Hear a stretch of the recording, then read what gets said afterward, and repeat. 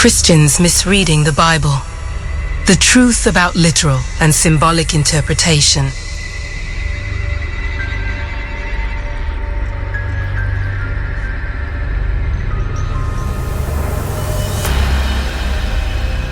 What if the greatest deception was never outside the church, but inside the way you were taught to read its most sacred book?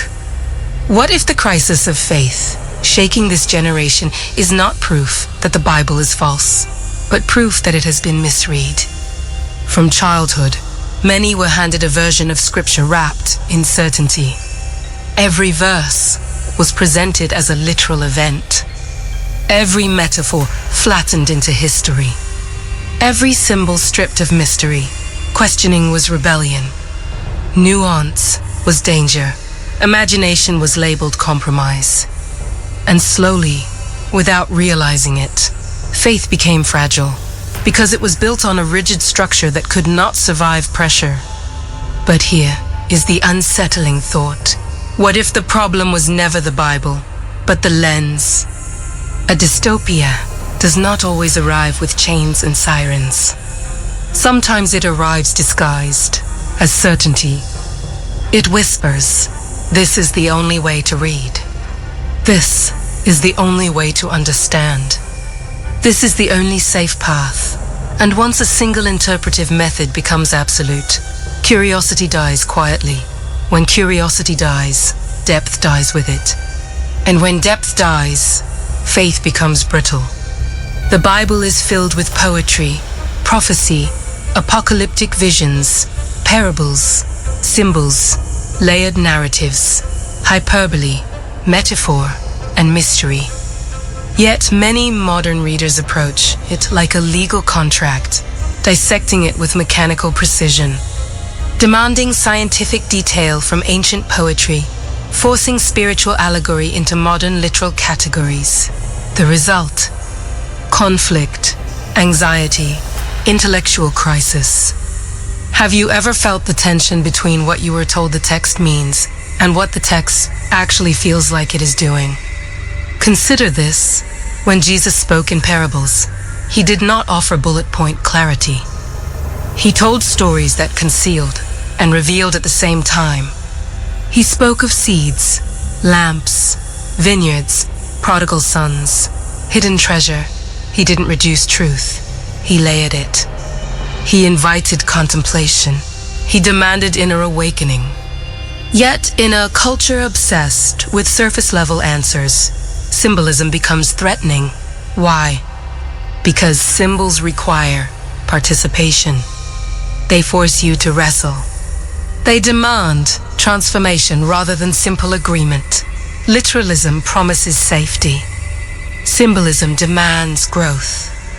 And growth is uncomfortable. Here is the psychological hook most people never notice. Certainty feels secure. Even if it is shallow, it feels stable.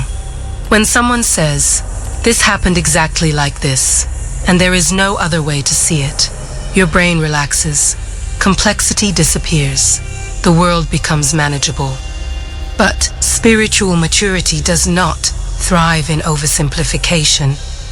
What if some stories were never meant to function as scientific reportage, but as spiritual mirrors? What if Genesis is not merely about ancient chronology, but about the human condition?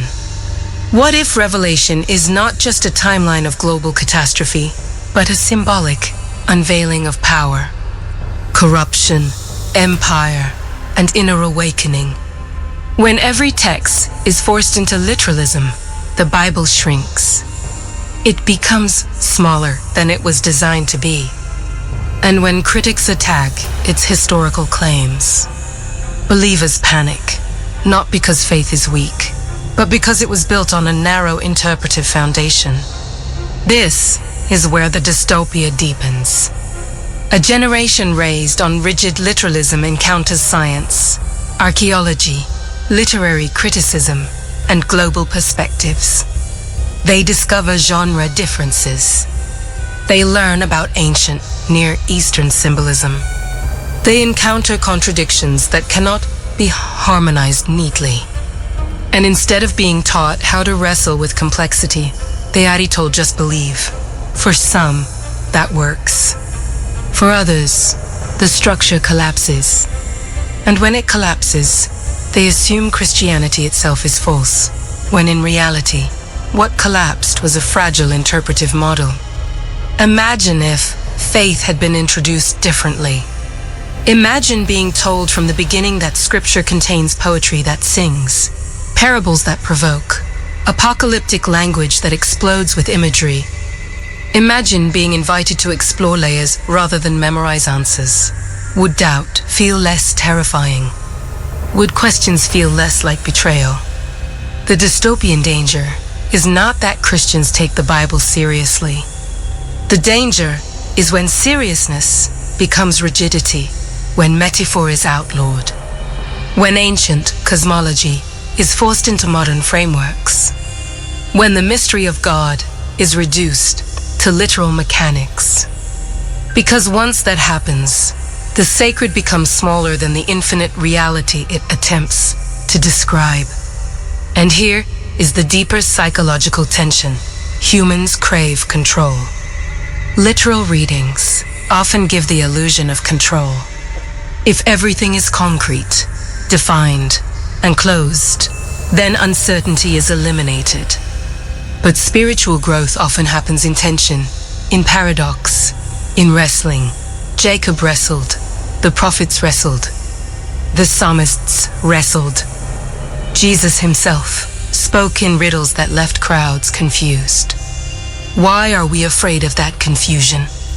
Could it be that symbolic language threatens systems built on control? Because symbols cannot be easily policed. They expand, they multiply, they awaken imagination. They bypass defenses and speak directly to the subconscious. A dystopian religion is not one that believes deeply. It is one that forbids depth. When interpretation becomes a weapon, when questioning becomes rebellion, when nuance becomes compromise, the environment becomes psychologically suffocating.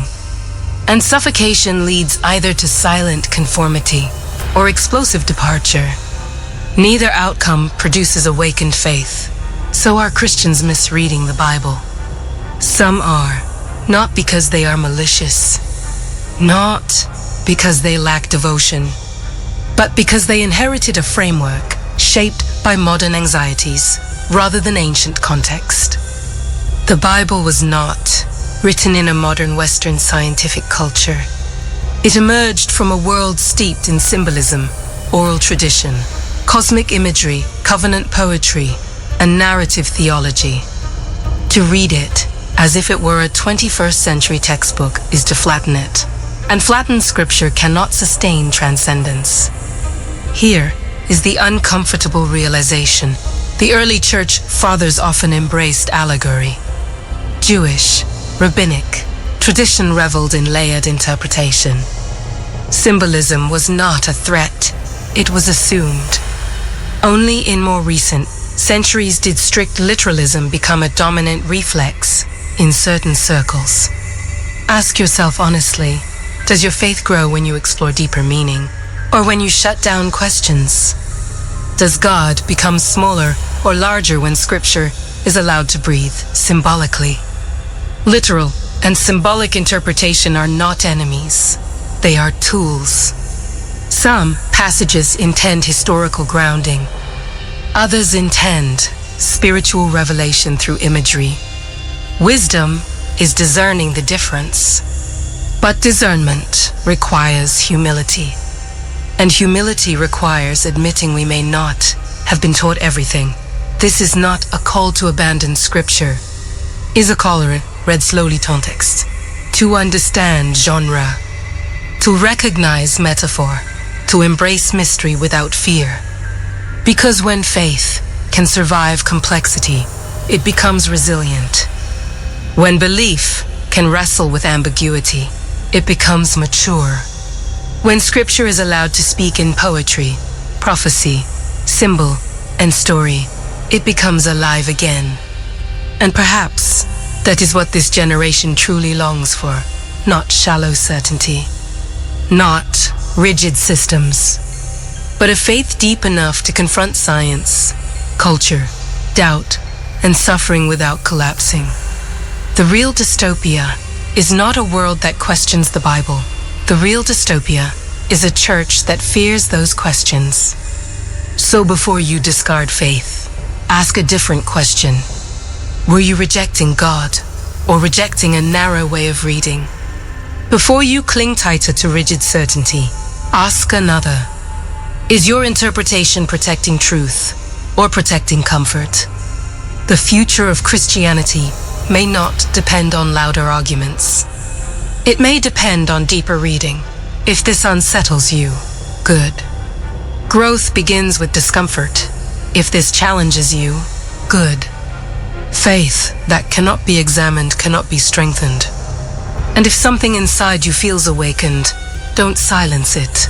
Read again, study deeper, ask harder questions. Break free from interpretive fear. Because the Bible may be far more powerful, more symbolic, more layered, and more transformative than you were ever told. And perhaps the awakening you are searching for begins with how you read.